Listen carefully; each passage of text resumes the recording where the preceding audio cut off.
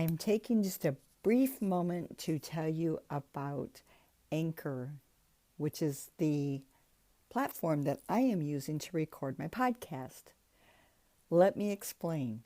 First of all, it's free. And who doesn't want free? There are also certain tools that allow you to record and edit your podcast right from your iPhone or computer. And Anchor will distribute your podcast for you so it can be heard on Spotify, Apple Podcast, and many more platforms. You can make money from your podcast with no minimum listenership. It's everything you need to make a podcast in one place. So please just download the free Anchor app or go to anchor.fm to get started and have fun doing it. Hello, beautiful people. This is Christy with Life Struggles, and today we're going to talk about post-traumatic stress disorder, PTSD. My guest today is John. He's going to be giving his side of what he went through and his struggles. So, welcome, John. Thanks, Christy. Hi. Hi. So, tell me how this all began and when you were actually diagnosed and your story. For me, the struggle started when I was in service. I entered service March 2001. I went in as an 11 Charlie, which is a mortarman. We're up on the front lines with the other grunts, but we stay back a little ways. I was in my barracks room whenever 9/11 took place, and we deployed November 19th, 2001 to Afghanistan. We ended up being in Jacobabad, Pakistan for up until the beginning of March, and then we went into our first operation. And for anybody that followed the war, it would have been Operation Anaconda, and we set up into a blocking position. And that morning, late morning, we had a 1,000-pound JDAM come in on us. And a JDAM is a guided 1,000-pound bomb. It's the size of a small desk. It's, of course, 1,000 pounds worth of explosives. And I don't know the exact kill radius on it, but it's rather large. And with where it hit was directly in the center of our company. But for some unknown reason, it did not blow up. Okay, so like where did it come from? Like from a plane, or was it shot at, or because we don't really... It would have been dropped from a plane, because with where we were set up on our blocking position was actually a mile away from the objective. And we were at between about 8,500 feet above sea level, and the objective was a mile in the mountains above us. So that was probably closer to 10 or 11,000 So feet. is the objective, the word that you're using for that, would that be like where it was coming from? For us, that would have been where the bombing was taking place. There was people, Taliban, that was dug in place up there because they had a tunnel network, and they had were dropping bombs on that specific area for days afterwards. Because it had been about probably 8 or 10 hours worth of bombing at that point. Whenever the bomb came in on us, they started at night, and it went in, throughout the day, continued on all day. But all we did was pick up our stuff and move about 1,000 meters further away and reset up our blocking position as if nothing happened.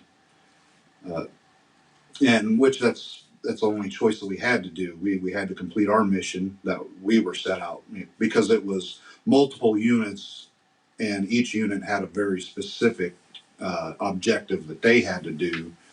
in mind for the larger picture of what was actually taking place. And what was actually taking place was they were running Taliban figures out of the mountains so that we could capture them. Okay. A lot of information there. Keep going. On that original mission for us was supposed to be 4 days. It ended up taking 8 days because of bad weather. And on the ninth day, the helicopter pilots with the Chinooks come in to get us, even though it was bad weather. We had been out of food for several days, and we had a resupply drop, but it was for water and socks, no food. But when they picked us up, there was 4 helicopters that my company flew out on, and I was on 3 of 4, and we were flying what they call nap of the earth, and it's at how the terrain is. If the train goes up or down, you're staying a couple 100 feet above that, and so you're constantly going up and down. Okay. And in the mountains, of course, there's greater areas, and we were coming up over the mountain, and wind gust, because it was storming, ended up taking our Chinook and making it go straight up. So a Chinook, like a helicopter? It's the double-bladed helicopters that you see flying around. Okay. Real loud. Okay. And when they point straight up, the engines tend to die, and they get real quiet. And as I'm sitting, there's 30 some odd people on this Chinook, and we're all looking literally straight down at the earth. And it's kind of scary. It was scary, but you really didn't have time to process it. But luckily, the 4th helicopter flying by, the rotor wash, the wind coming off of the rotors from it, got ours to where it was flying or falling flat. And our pilot was actually able to fire the engines back up, and we did not crash. That's amazing. So in a 8-day period, I had to bomb and that, but didn't have time to process any of it, because in all of that, you had to go do your next mission, then your next mission, and your next mission. So you really didn't have time to sit and think about what you had done. And so all of that builds up inside of you. So when did you know then that those 2 particular incidences might have been part of your PTSD? It was years later, because we had another mission during that deployment. We came home June of 2002, and then we immediately started prepping for our next deployment, which was in February of 2003. Again, not much downtime to sit and think about it, because we were training just like we were doing missions during wartime. And so it was almost immediately that I would, back over. And when I was home, and what little interaction that I had with family at that time, it would have been, summer, fall of 2002, that when I first noticed that they were telling me things as, you're different, you just act different, things like that. But at that time, I was, it's because I'm in the Army now, and I'm different. Yeah, I'm more disciplined. I'm not the lazy kid that I was before, and I wasn't a kid because I was 26 when I went in, and for Army, that's an old man. I mean, you're for the Army, yes, and especially infantry, because it is the physical demands on the body. And it didn't take me long to realize what they meant by all that. The infantry is a young man's game. Okay, so let me stop you right there. I would like to go ahead and, first of all, explain to everybody that post-traumatic stress disorder, a lot of people think is just war related, military related. I just want to clarify that it can be any traumatic experience in your life. So I'm going to briefly read to you what I found on Mayo Clinic, just to give a description, and then we'll let John continue with his story because I'm pretty sure there's some stuff in there that is added to his PTSD. Okay, so anxiety and flashbacks triggered by a traumatic event is the biggest overview that they give from post traumatic stress disorder. It's a disorder in which a person has difficulty recovering after experiencing or witnessing a terrifying event. The condition may last months or years, with triggers that can bring back memories of the trauma, accompanied by intense emotional and physical reactions. Symptoms may include nightmares or unwanted memories of the trauma, avoidance of situations that bring back memories of the trauma, heightened reactions to anything, anxiety, depression, and the treatment includes different types of trauma-focused psychotherapy as well as medications to manage the symptoms. Does that sound pretty good? It absolutely. Okay, and that came from mayoclinic.com. Okay, so let's go ahead and proceed.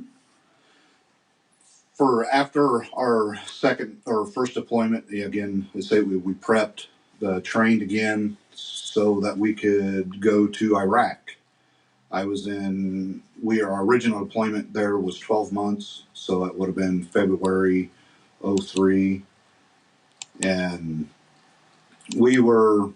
everything was going good. And we were in Talafar, which was more in northern Iraq. And that's kind of where our base of operations was. And for me at the time, it was July 4th, 2003, and I had just re-enlisted for my second 3-year term up at Saddam Hussein's palace in Mosul, and got back to our base the next day, July 5th, and it was in mid-afternoon by the time I got back, and my CO brought me into his room that he had and told me the news that I had lost my daughter. My wife back home, she was full term, uh, was expected at any time. And so, with that news, it was pretty devastating to me. I'm sorry to hear that. That's a tough thing. Absolutely. They got me on a plane as soon as I could to come back home. Still took me 3 days. In the meantime, my wife still continued to carry our child, waiting for me to get back home. And so then July 9th, we ended up having her. And so then, of course, we went into funeral mode. But luckily, I had my brother. He stepped up and took care of all them arrangements so that we didn't have to worry, have that extra stress on us at that point in time. We could focus on other things. And it was still stressful, but it was also nice to have a little less burden. Sure. So I just want to interrupt you a minute and what was the time frame that she had to keep the baby inside until you came? How long from 3 the time days. that she found out? 3 days, because for her, actually it would have been 4 days. 4 days. Okay. And the reason I ask that is because I know from past experience with my girlfriend and going through it with her that it can be very dangerous on the person too. Yes, absolutely. So it was a risk. Mm-hmm. And so whenever I was home on leave, the original leave that I was given was 14 days, and that was from the time that I left my company. And it took me 3 days to get home, so I only have 11 days to process this.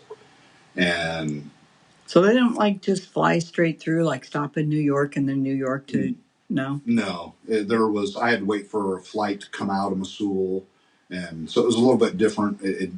Not as many flights as like here, domestically, and so and plus I went through Saudi Arabia and then I flew home. Okay. Is the way on a commercial airline at that point.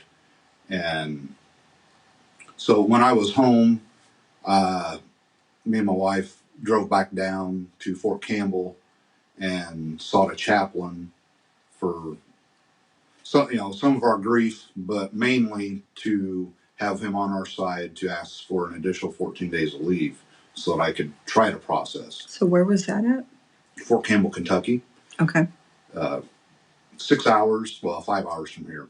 So you didn't get all the way back to, where were you at the time of Afghanistan? Or I was in Iraq. Iraq. Mm-hmm. So you didn't go all the way back there and then get a chaplain to talk to and then come back. Okay. No, I so you were in the States. Yes. Still. Okay.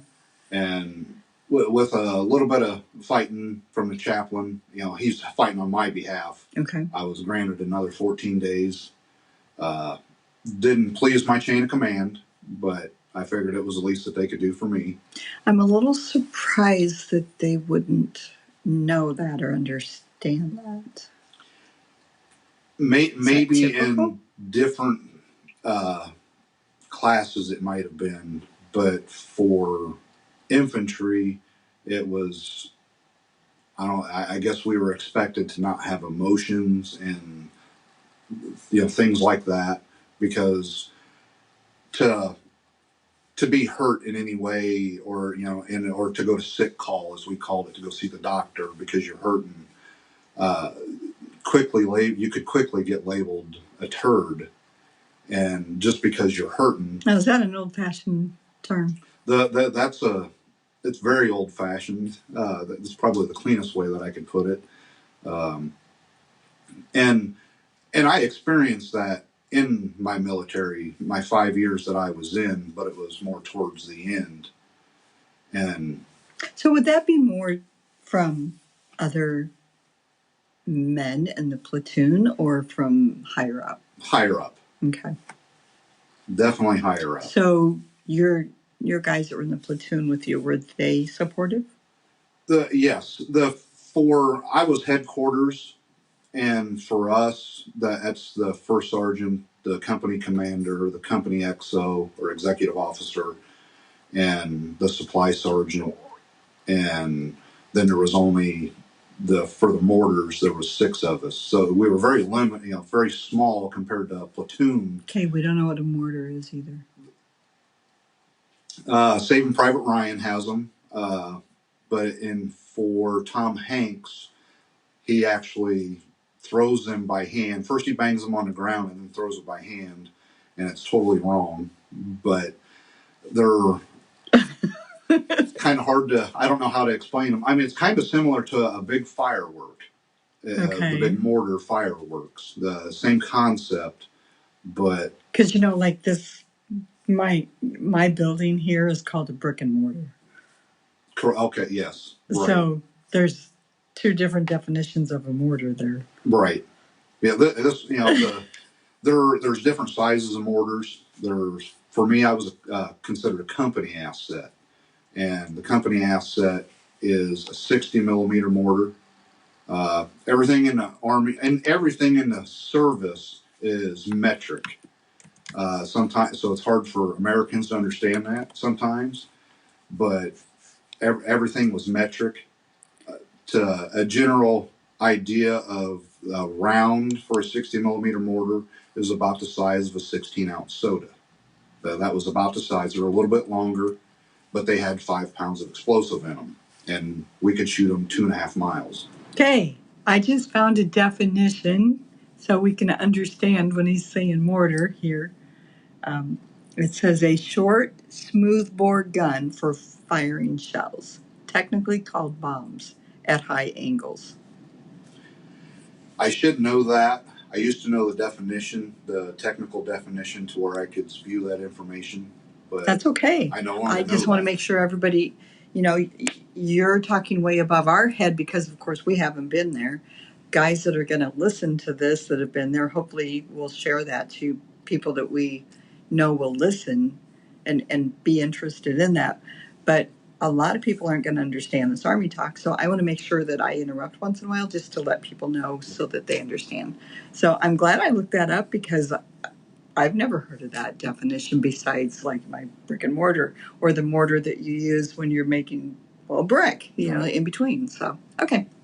Sorry about that. Go ahead. But there's an 81 millimeter, and then there's also 120 millimeter, but they were different assets as far as the battalion, and the battalion was 3 companies worth or 4 companies depending on the size. But for us, a company was about 120 men, roughly. Look how good he's doing, you guys. He's trying to explain now. That's so nice.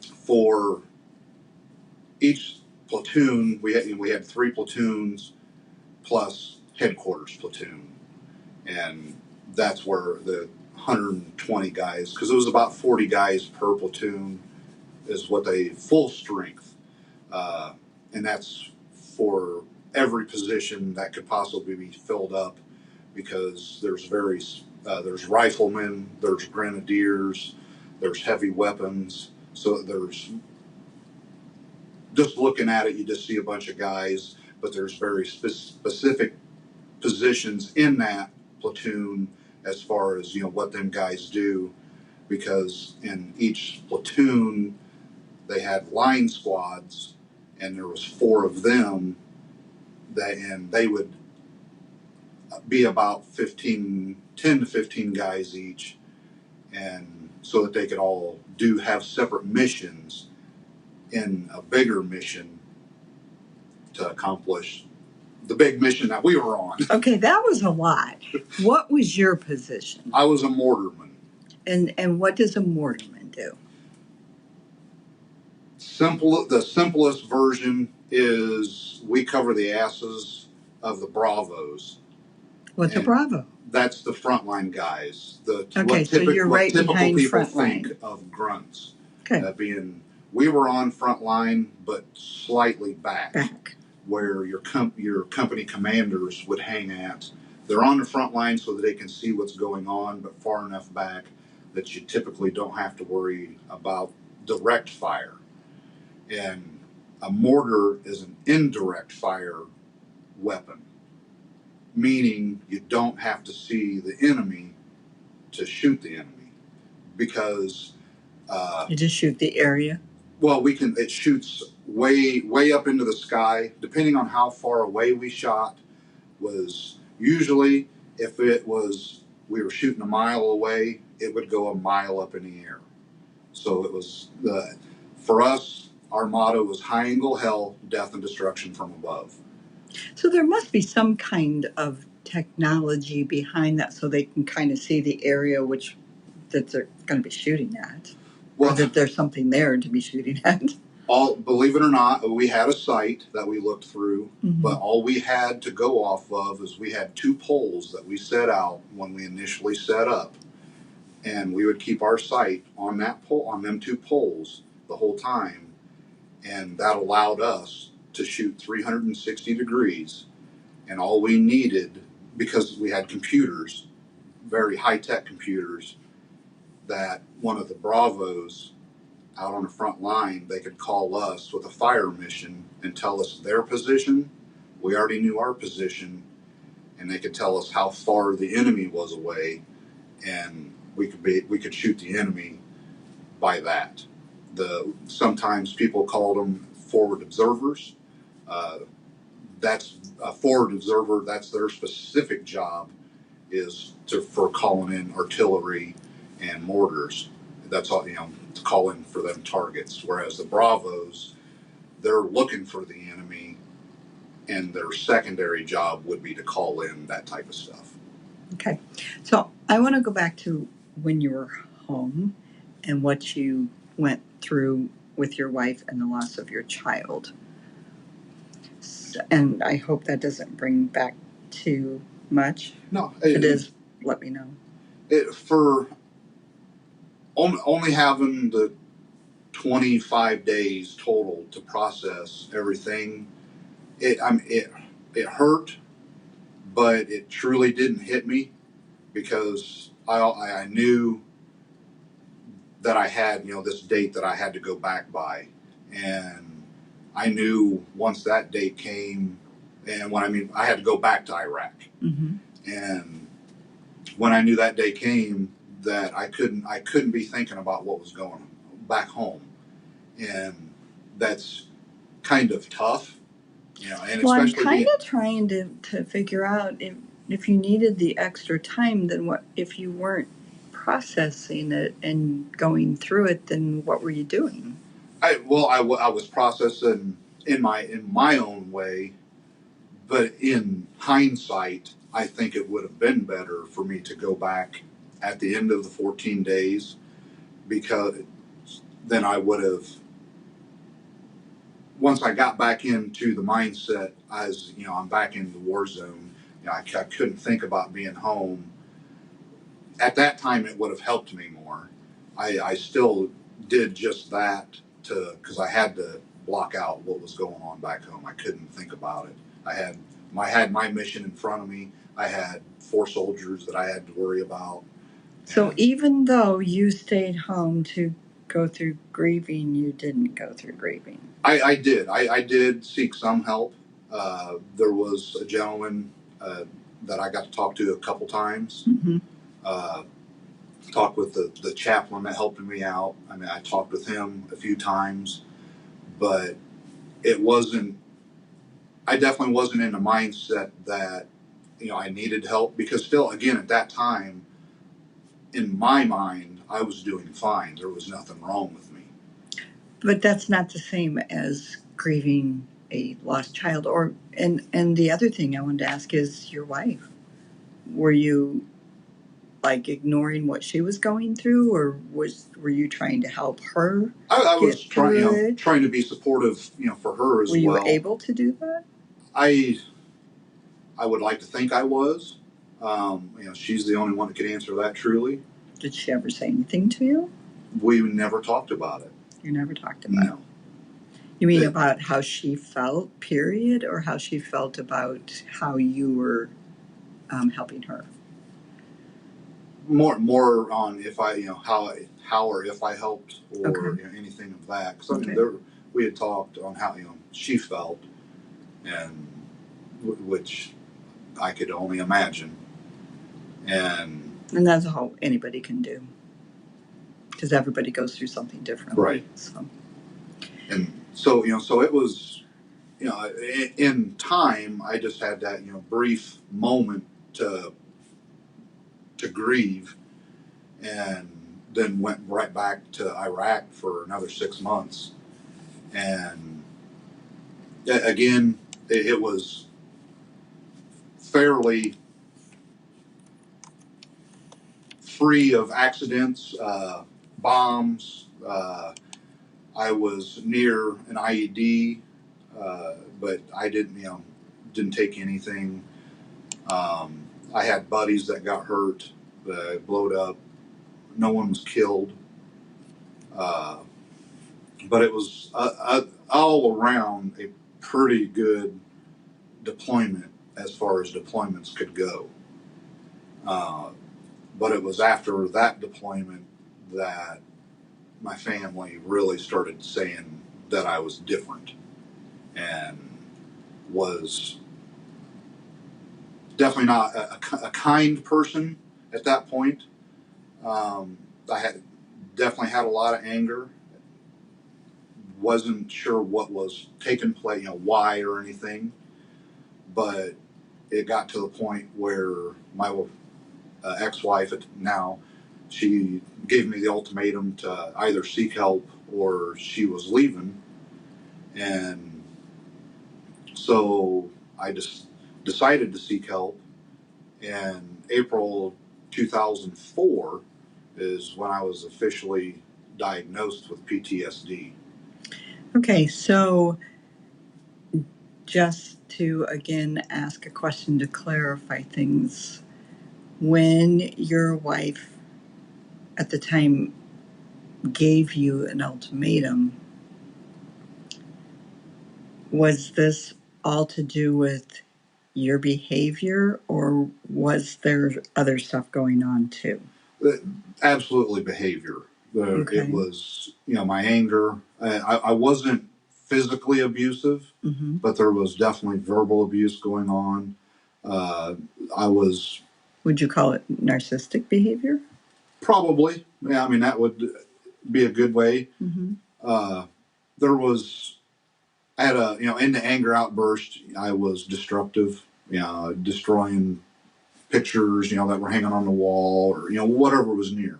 Okay. I had enough sense about me to not go after somebody, but instead, I was, taking it out on inanimate objects, but wasn't any better as far as for my.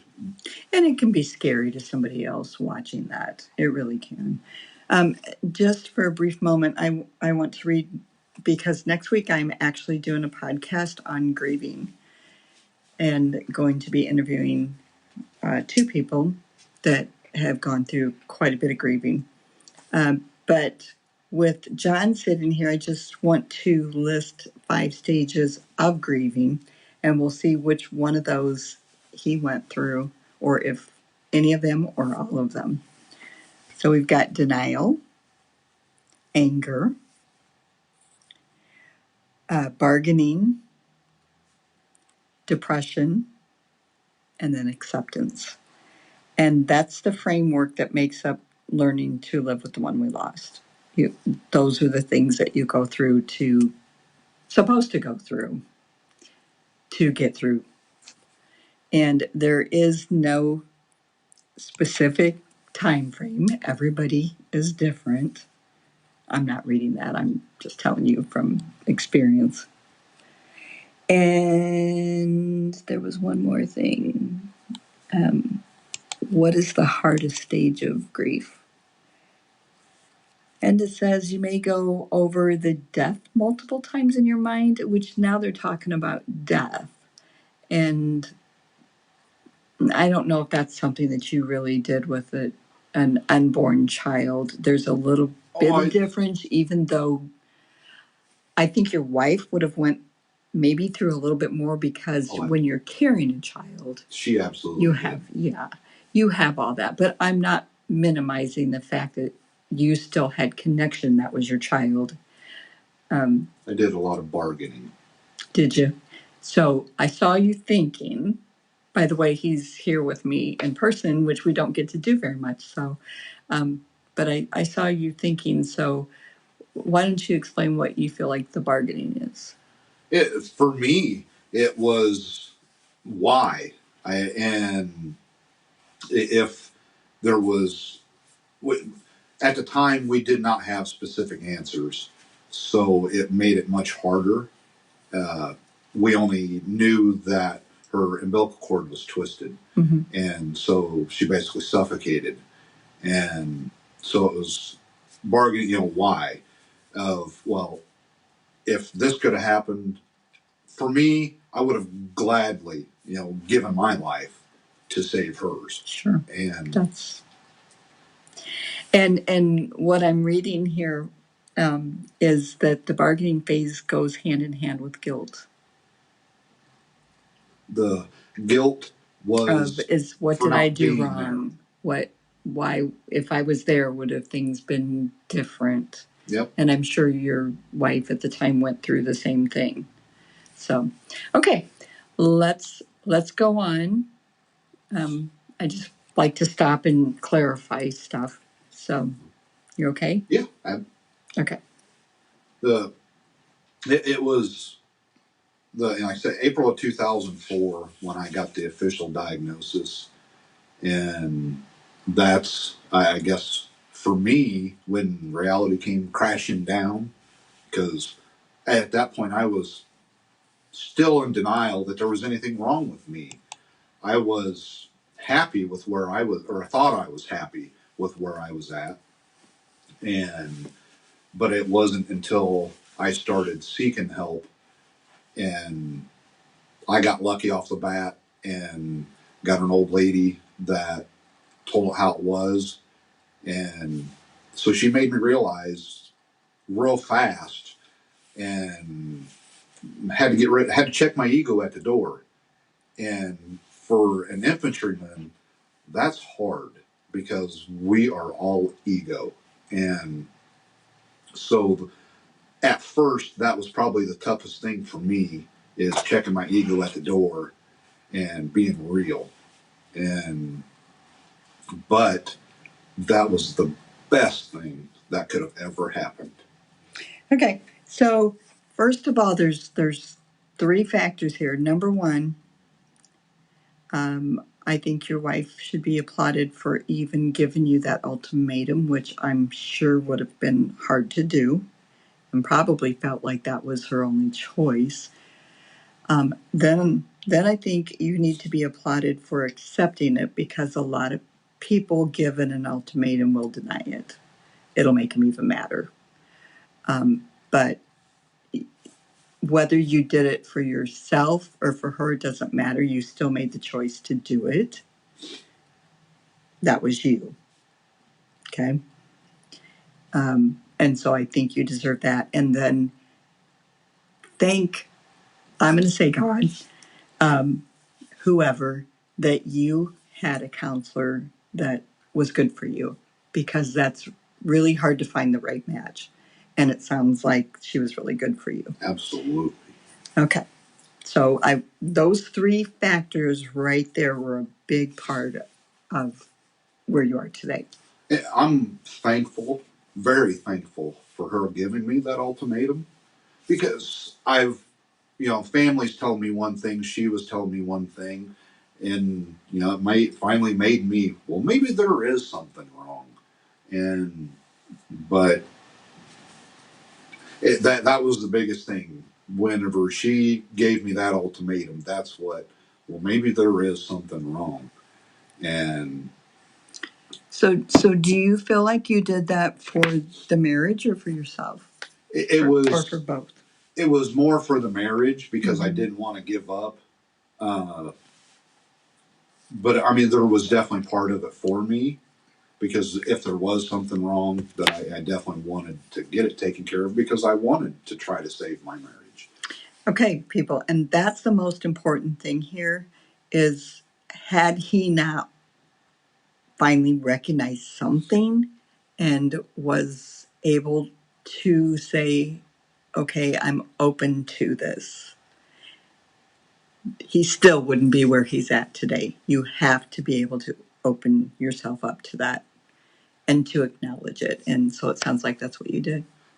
Being open has absolutely helped me and grow in ways that I would have never thought, and in the way that it's been brought about again, without, because it's been years since I've been to therapy, but I went for a solid 8 years.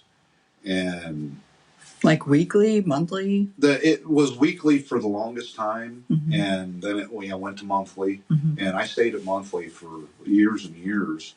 And about 6 years ago now, I lost my psychologist because she was able to take a better position and uh, tried different ones, and I just haven't meshed with them. Yeah, you briefly talked on that. It is all about when you're talking your deepest secrets of being comfortable with who's sitting across that desk. And I was blessed. And like I say, that first lady, if it wouldn't have been for her, I don't know where I would be at because it could have been a bad experience.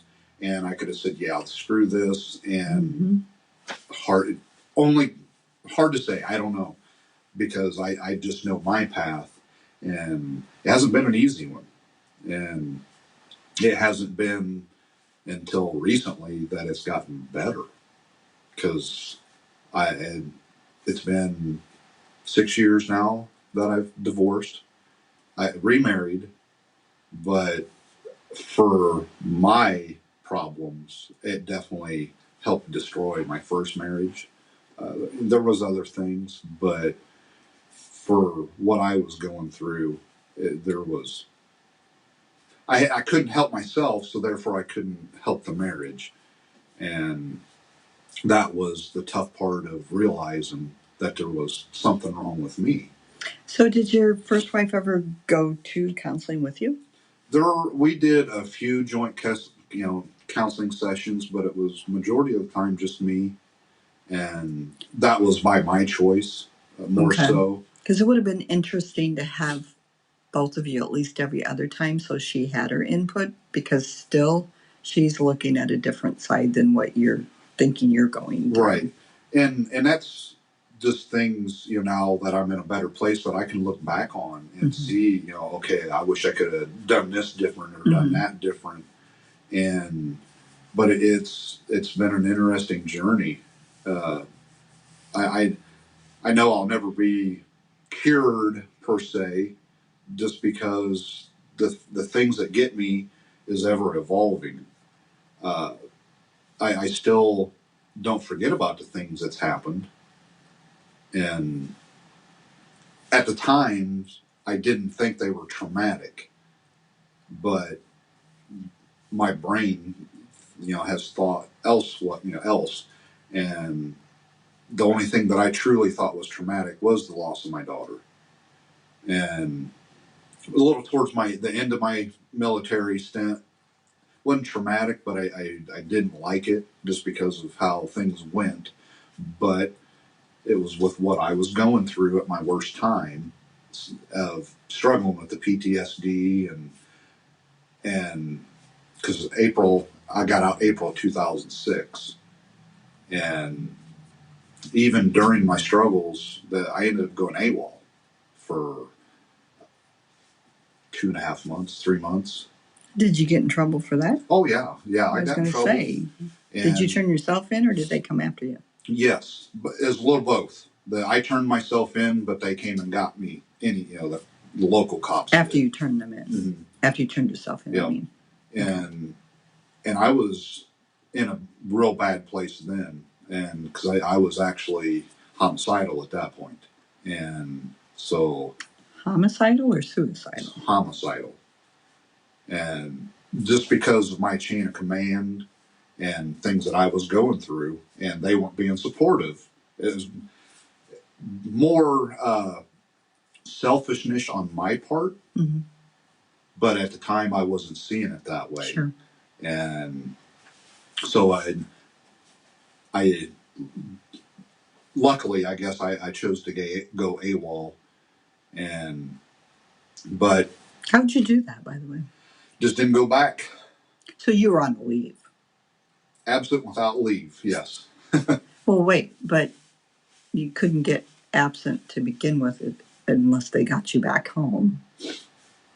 Well, no, I was in the States, and because I had come back home, and I was on leave, temporary, a weekend pass. So that's what I'm saying. And then I just didn't go back. Right. So you were actually on a leave and didn't go back. Right. Okay. Do you feel like you have any other disorders along with that can contribute to everything that you've been going through? I've never been diagnosed with anything. I often wonder, just because of some of the things that I've done. Maybe it's more, maybe things are more traumatic to me than what I think they are. But I don't know. So let me briefly, I'm gonna list a few of the related conditions that can go along with PTSD, and then you can tell me if you feel like you've had any of these or do have. Maybe he didn't have anybody look for him even. I don't know. So bipolar disorder is associated with episodes of mood springs ranging from depressive lows to manic highs. Do you have any of that? Nope. No. Okay. Clinical depression, a mental health disorder characterized by persistently depressed mood or loss of interest in activities causing significant impairment in daily life. I struggled through a real bad depression. We tried different medications, antidepressants, different things like that. And for me, there was probably 5 or 6 different ones that we tried, and I didn't care much for any of them because I was severely depressed. I had episodes of sleeplessness, days on end. So I was taking sleeping pills that were actually an anxiety medication, but the side effect that was sleep. So that one would put me to sleep, and then I had another one that kept me asleep. And I struggled with that for about 4 or 5 years. And it's been about 6 years since that's been away. I still have occasional sleeplessness because I'll get stuck on something. Uh, will get me worked up. And do you overthink it then? I don't know that it's overthinking, but it probably is. I don't look at it as overthinking, but it probably is overthinking just because I can't let it go. And so you know the definition of overthinking, right? But it's also, it can be a good thing for me too. Like if I'm trying to solve a problem. Not if you don't go to sleep though. If something keeps you, if some kind of something, any subject keeps you from your daily activity and from going on to the next and not going to sleep at all, that's overthinking it. So you probably are a little bit on certain things. The other is obsessive compulsive disorder. For a lot of me, it was having to be in control of things,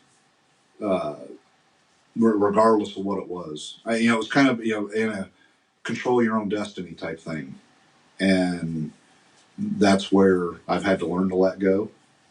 Uh, just because, and I think that's where, for me, the helicopter comes in, the bomb comes in, because I had no control over that. And even though nothing bad happened, thinking back, it did scare me. There's no denying that it did scare me.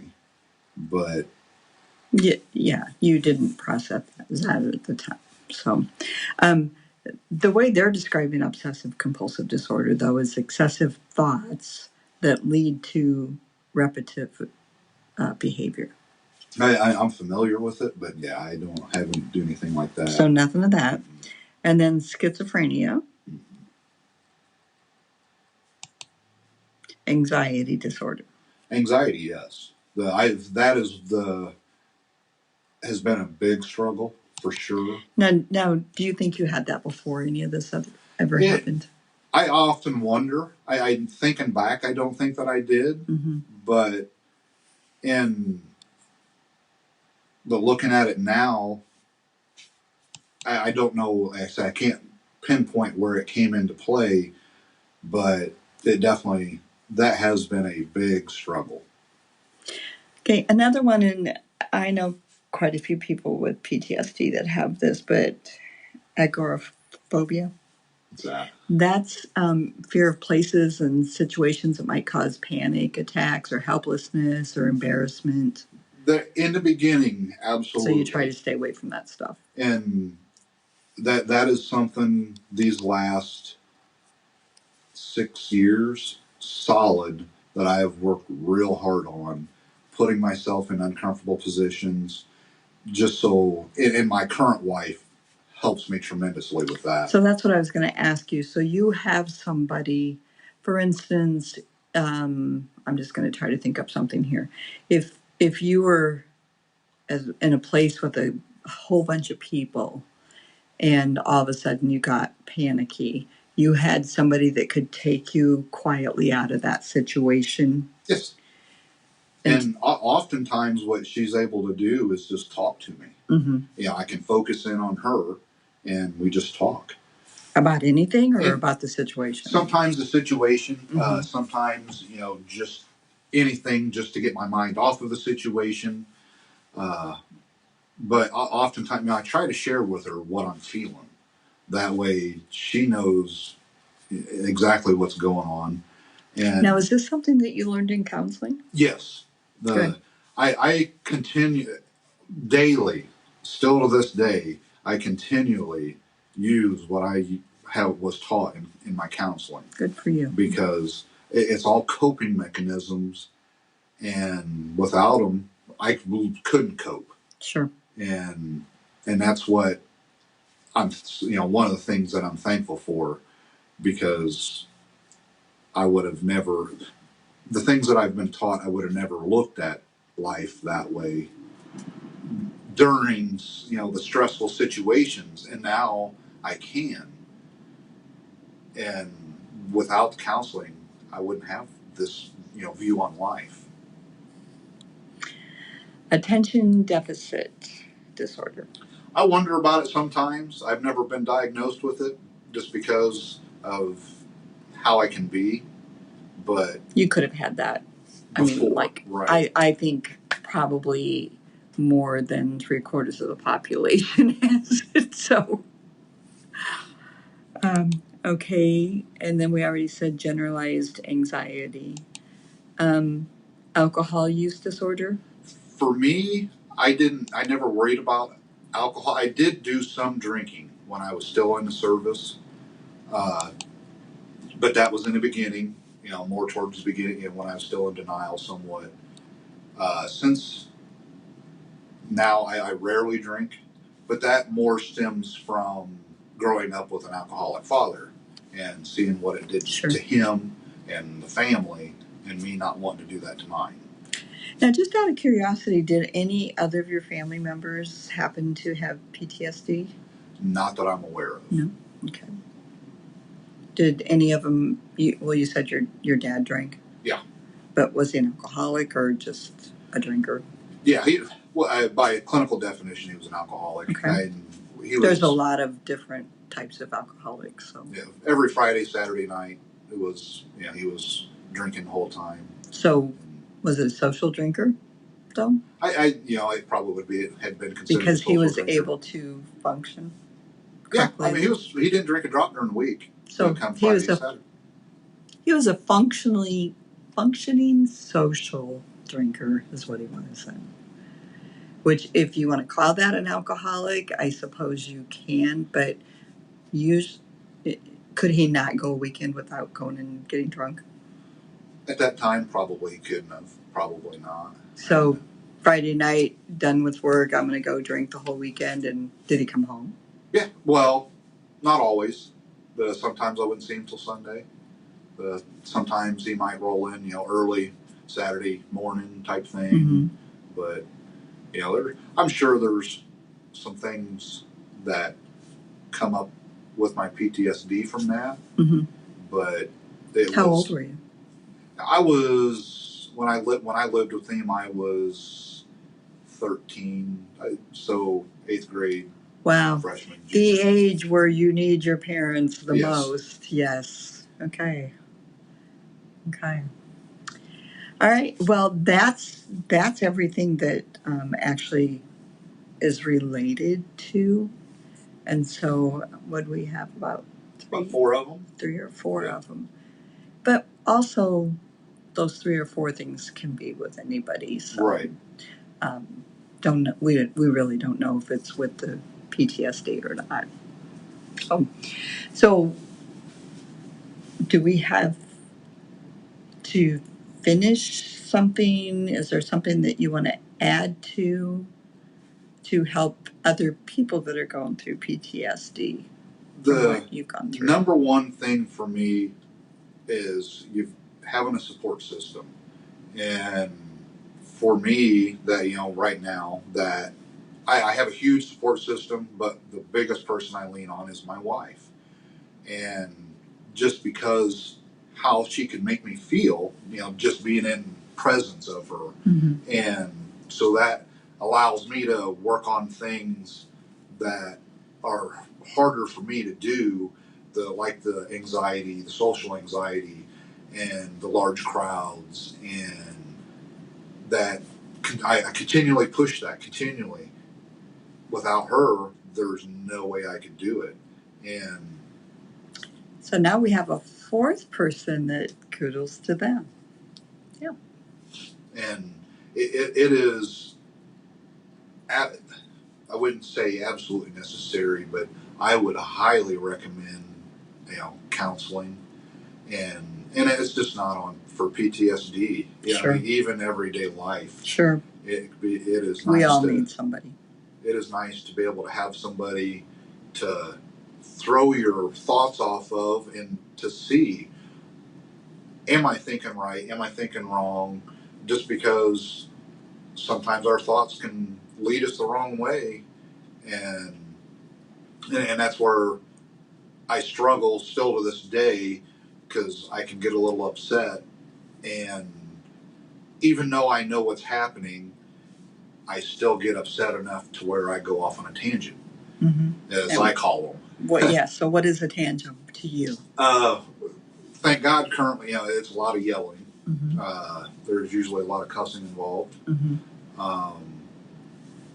It's usually not directed towards any one person. Okay. It is just, and I guess instead of talking about things when I should be, I'm keeping it inside, and then something sets me off, and then it all comes out. And I know from my counseling that is totally wrong. And just because, for me, some of the things I don't want to talk about, and it's not a bad thing, it's just because I didn't think they were important enough. But later, they're coming back up, and okay, I guess they were important enough. And so it's still a learning process for me. It's never ending.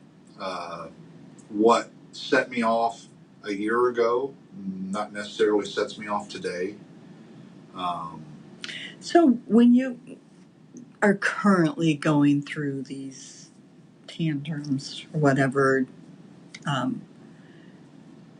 after they're over with, are you learning from them? Yes. Each one of them? I try to. I try to learn. My most recent one that I had was Sunday. And this Sunday? This past Sunday. Okay.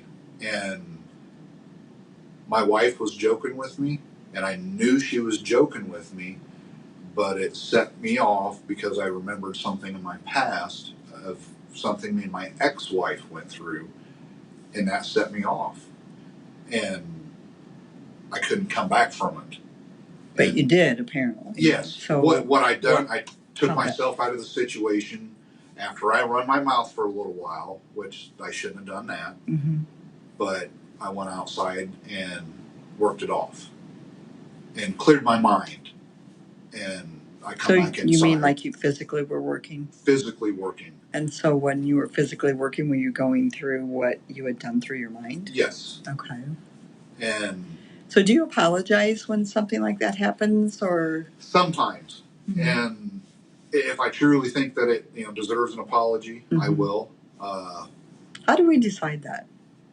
That's the bad part. It's me that decides that.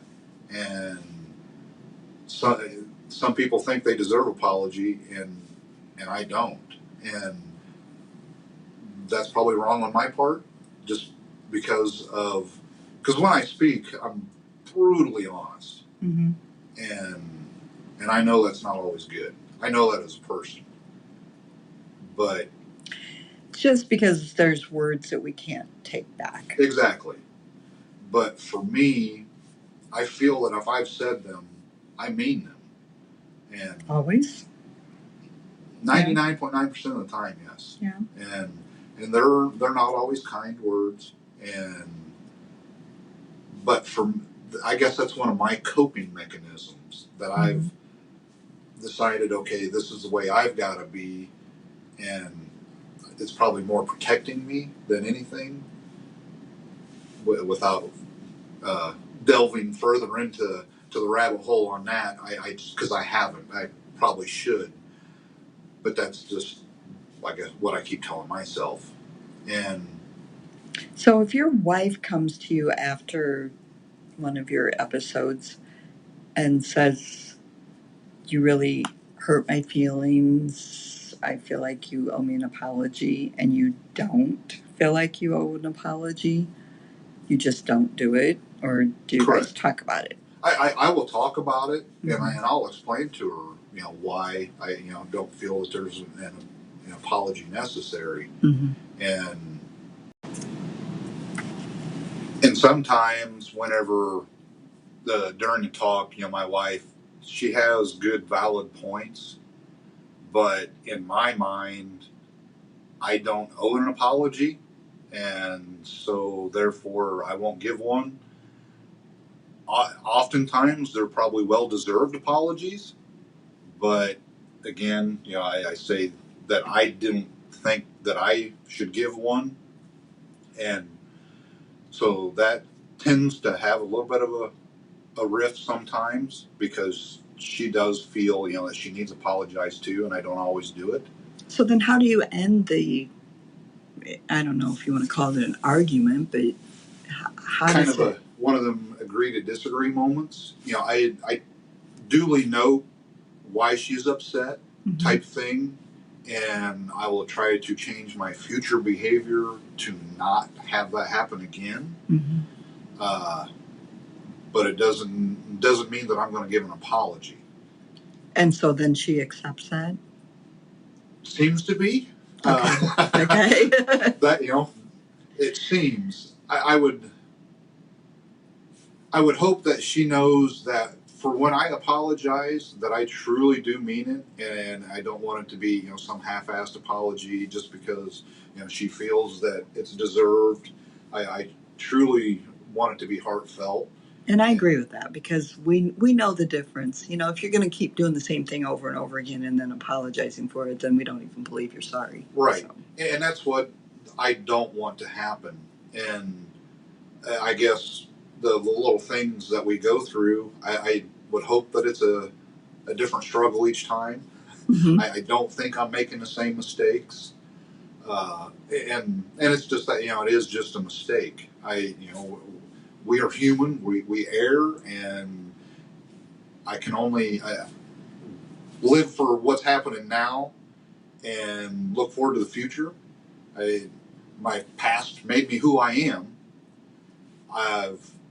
There's some work that I've still got to work on, and I'll continually to work on it. But for me, partly me, still, mostly my family, I continue to work so that I'm not the unpleasant asshole that I was a decade ago, and never want to be in that bad place again because it was not a happy place. I like my happy place now, and I've grown so much in the 6 years that I've been with my current wife, and I look forward to many more to see where I can go. Well, congratulations on that. Thank you so much.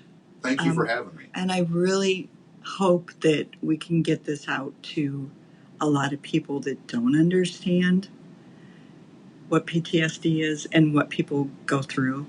And hopefully I'll be able to talk to somebody else to see their side of what they see in you. If not, that's fine too. You've given us a lot of information, and I appreciate it. Thank you. All right. Thank you.